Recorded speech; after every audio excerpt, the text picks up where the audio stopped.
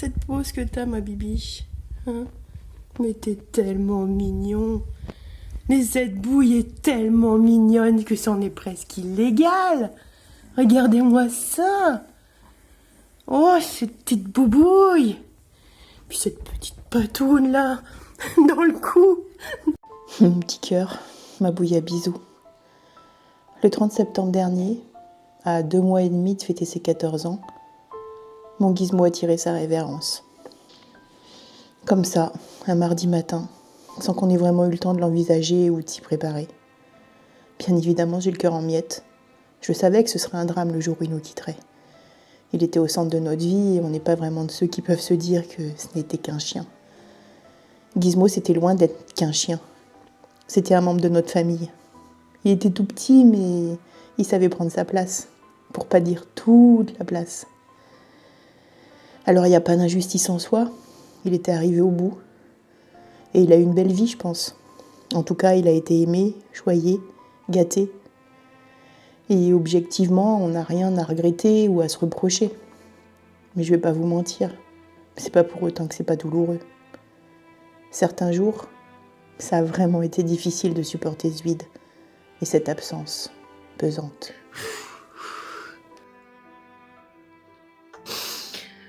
Par moments, c'est dur. C'est tellement vide sans lui.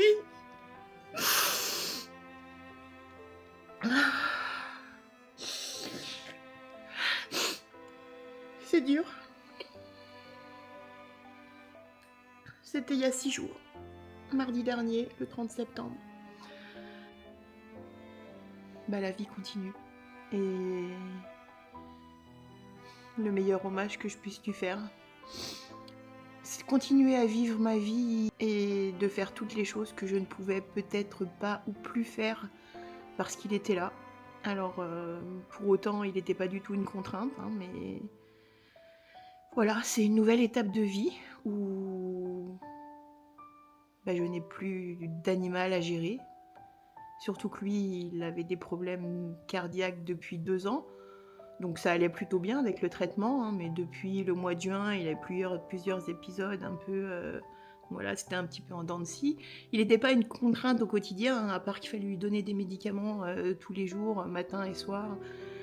Que c'était aussi un coût financier, mais qu'on était prêt à mettre pour son bien-être. Mais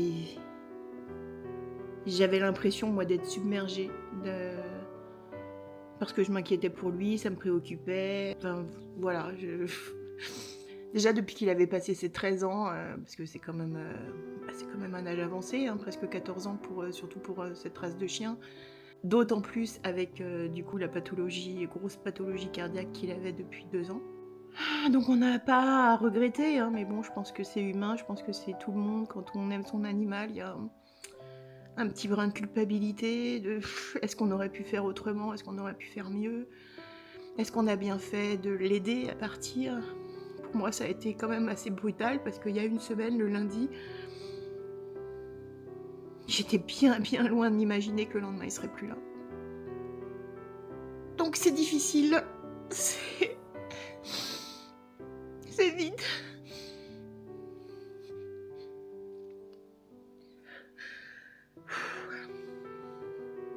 Et en même temps, je sais que ça va être aussi plus léger. Plus léger à certains points de vue. Et voilà, comme je disais, la meilleure manière de lui rendre hommage est de... C'est un peu con, hein, mais moi je me raccroche à ça. De me dire... qu'il ne soit pas mort pour rien, entre guillemets. Et c'est de faire les choses que je pouvais plus faire, ou que je ne voulais plus faire... quand il était là, parce que j'avais pas envie de le laisser seul, parce que j'avais pas envie de le laisser même chez mes parents. Voilà. Donc début septembre, on l'a emmené en vacances. Et là aussi, ça a été un peu contraignant. Enfin, comme on savait pas le temps qu'il ferait à l'avance, on avait pris un mobil-home avec la clim. Enfin, on avait prévu de pas faire beaucoup d'activités ou de tourisme, hein, donc on est resté au bord de l'étang. Enfin, et ça ne nous a privé de rien. Hein. On savait que du coup, ce serait comme ça les vacances si on l'emmenait, et on a fait le choix de l'emmener. Et c'est mon petit Guigui. Et je regrette pas, du coup, c'était ses dernières vacances avec nous. Pouf. Bon, je vais essayer pour autant de pas être déprimante non plus. Parce que je sais que si vous aussi vous aimez les animaux, vous avez des animaux, vous avez déjà perdu un animal, j'imagine que ça va vous émouvoir aussi. Donc c'est pas le but. Mais voilà, bah, c'est comme ça. Cette nouvelle semaine commence avec, oui, un beau temps d'automne, mais j'en ai gros sur le cœur. Voilà. Ça va mieux de jour en jour.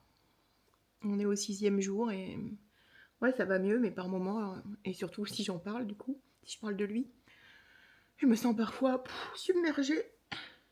Et justement, je voudrais ne pas tomber. Je veux prendre le temps de faire mon deuil, hein, mais je veux pas tomber dans 2 extrêmes qui seraient celui de me laisser aller, de me laisser submerger, d'aller me mettre sous ma couette à pleurer toute la journée en me faisant du mal, en ressassant des pensées, voilà. Et je veux pas tomber non plus dans l'extrême de fuir ma peine ou de vouloir l'anesthésier à tout prix en étant hyperactive ou en quittant la maison. J'essaye de me changer les idées, de sortir plus, mais je veux pas non plus partir tout le temps, parce qu'il y a toujours de toute façon un moment où il faudra que j'apprenne à vivre ici, toute seule, avec le poids du silence, avec son absence.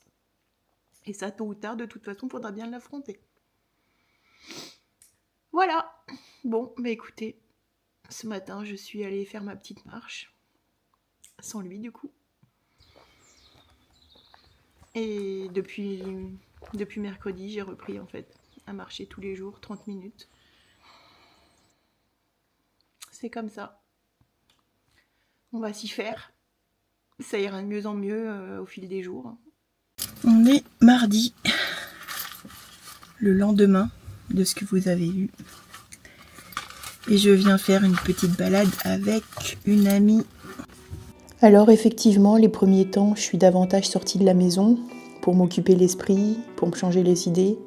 Puis j'ai pris le temps de digérer tout ça, de m'habituer à la vie quotidienne sans lui. J'ai pris le temps de faire mon deuil, d'accueillir toutes les émotions qui se sont présentées, sans forcément vouloir résister à la situation, sans me dire que je voudrais que Gizmo revienne. Non, je suis super triste, je me sens seule, mais j'ai pas du tout la volonté que la situation soit différente. Je sais que c'est un moment difficile à passer, mais je sais aussi qu'il a forcément sa raison d'être et qu'il peut déboucher, comme toute période difficile, sur quelque chose de positif. J'en suis persuadée. Mon corps a réagi aussi. 10 jours après la mort de Gizmo, j'ai eu une éruption de zona. Ça m'a créé de la douleur, de la fatigue. Du coup, j'ai ralenti le rythme, j'ai mis mon corps au repos. Et à partir de là, avec en plus la météo qui a viré à la grisaille et à la pluie, j'avoue, j'ai petit à petit sombré dans la déprime pendant plusieurs semaines. Plus envie de sortir, plus envie de sourire, plus envie de voir du monde, et plus du tout envie de me raccrocher à mes projets. J'ai pleuré.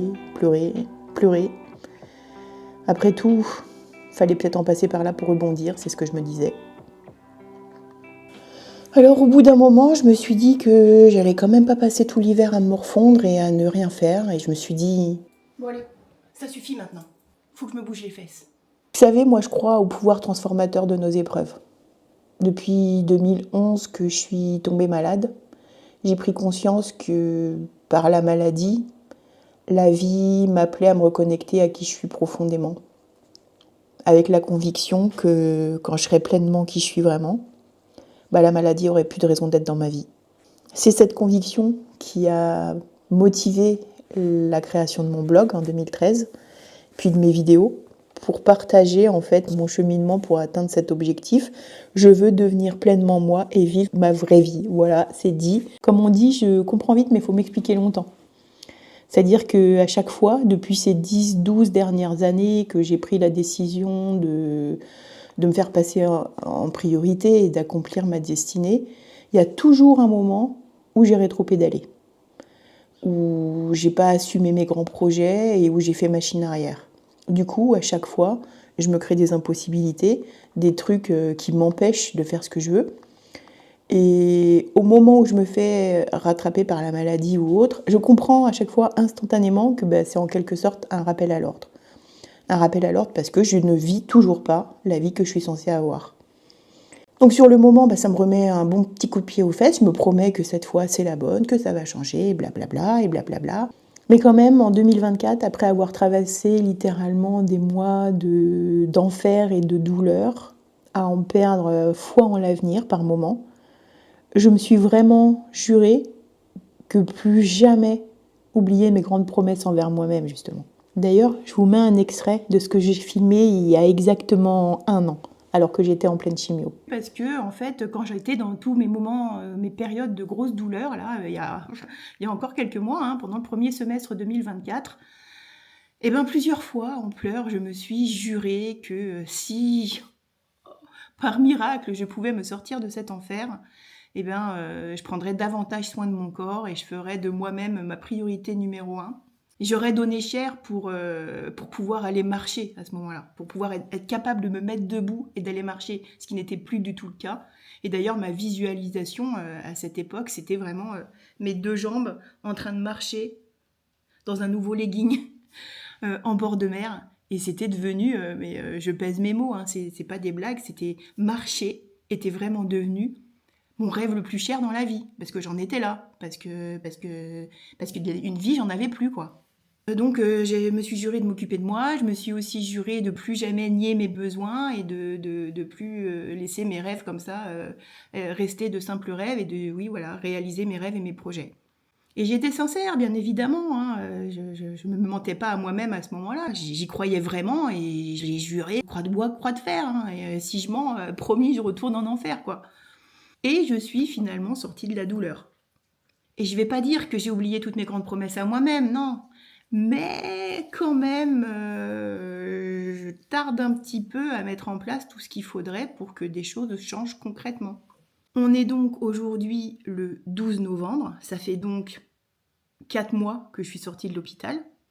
J'ai repris petit à petit possession de ma vie, et ça, c'est une bonne nouvelle, ça veut dire que je vais mieux, parce que comme je vous le disais et comme je l'expliquais dans la vidéo en question, pendant tous ces mois-là, je n'avais littéralement plus de vie. Donc oui, c'est une bonne nouvelle d'avoir repris possession de ma vie, mais j'ai du coup aussi repris mes petites habitudes ou mes petites routines d'avant.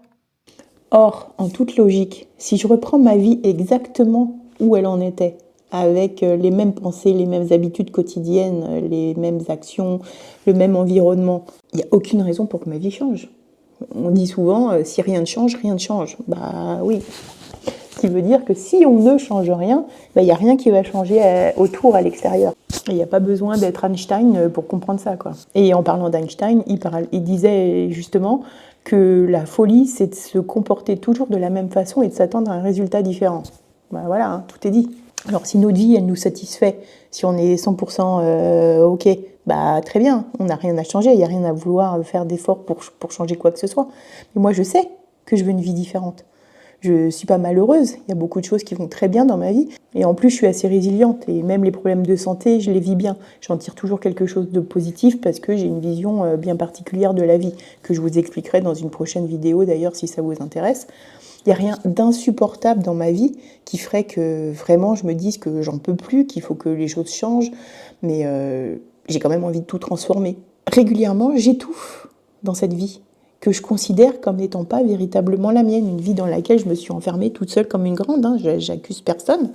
Mais oui, sur bien des points, ma vie, elle ne me convient pas en fait. Elle n'est pas adaptée à moi, à mes aspirations, à ma façon d'envisager la réalité, etc. Je veux plus, je veux mieux. Moi, j'ai besoin d'avoir des projets, je veux me sentir excitée le matin quand je me lève à l'idée de vivre de nouvelles expériences géniales. Je veux utiliser mon plein potentiel, j'ai besoin de créer, d'accomplir des choses. Ça fait partie de moi, j'ai un fort besoin de partage et de contribuer aussi. En numérologie, mon chemin de vie, c'est le 22. 22, c'est ce qu'on appelle un maître nombre, et c'est le chemin des visionnaires et des grands bâtisseurs. Quand on a un chemin de vie de 22, on voit grand, on a de grandes ambitions, et on est prêt à travailler dur pour réaliser ses aspirations, justement. Et tout ça, je le sais depuis longtemps maintenant. Même sans rien connaître à tout ce qui était numérologie, etc., ça fait longtemps que je sens l'énergie du 22 me pousser aux fesses. J'en ai eu confirmation à partir de 2014, quand j'ai fait appel à plusieurs professionnels pour justement en savoir plus sur qui je suis, sur ce que je suis venue faire ici en tant qu'âme.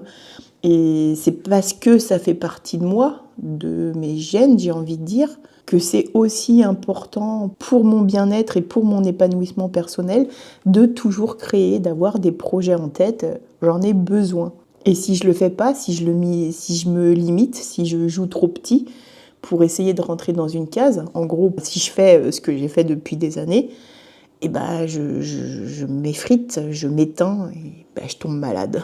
J'en ai pris conscience il y a plusieurs années, et j'en parle d'ailleurs dans mon livre La maladie, la plus grande chance de ma vie. En 2020, quand j'ai fini de l'écrire, j'étais vraiment décidée à suivre mes élans, à assumer le rôle unique que j'avais sur Terre.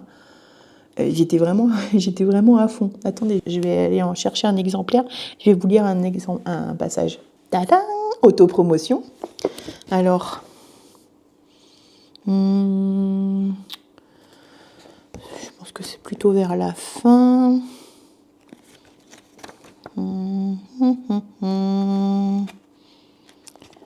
Ah, voilà. Aujourd'hui, je sens bien que je ne peux plus reculer. Pour mon bien-être personnel, car je sais plus que jamais que ma santé se rétablira quand j'aurai complètement rétabli la connexion avec moi-même et que j'exprimerai mon plein potentiel, mais aussi pour le bien de tous, car les êtres humains ont plus que jamais besoin de se souvenir de qui ils sont et de chacun occuper la place unique qui est la leur. Aujourd'hui, je me sens prête à assumer ce rôle et à tenir fièrement mon poste, sans me prendre la tête, sans me poser de questions, en faisant fi de la peur d'être jugée ou rejetée. Je dois oser me montrer, me mettre en avant et assumer ce que j'ai à partager à mon échelle. Et quand je l'ai écrit, j'en pensais bien évidemment chaque mot. Je me sentais prête, décidée, engagée. Et même cette perspective me mettait quasiment en transe, quoi. Je ressentais une joie inexpliquée, sans raison, dès que je me réveillais le matin. Et ça, c'est d'ailleurs bien parce que j'ai été nourrie par cette énergie que j'ai pu voir une amélioration rapide et très nette de mes symptômes de myasthénie à cette époque. Il y a eu, je pense, le fait d'avoir justement accompli quelque chose d'important en allant au bout de ce projet de livre. Ça m'a apporté beaucoup de satisfaction personnelle et de fierté même aussi, d'y avoir mis un point final et de l'avoir publié toute seule de A à Z. Je pense que rien que ce fait-là, d'avoir à nouveau accompli quelque chose, m'a vraiment été très bénéfique. Et aussi d'avoir du coup pris cette décision d'être enfin pleinement moi. Ouais, je me suis sentie pousser des ailes et ça a eu un effet très thérapeutique. Je vous invite à lire mon livre si ça vous intéresse. Donc je disais que j'étais très sincère quand j'écrivais mon livre et que j'étais prête à prendre mon poste, etc. Mais je suis retombée dans mes travers, si je puis dire.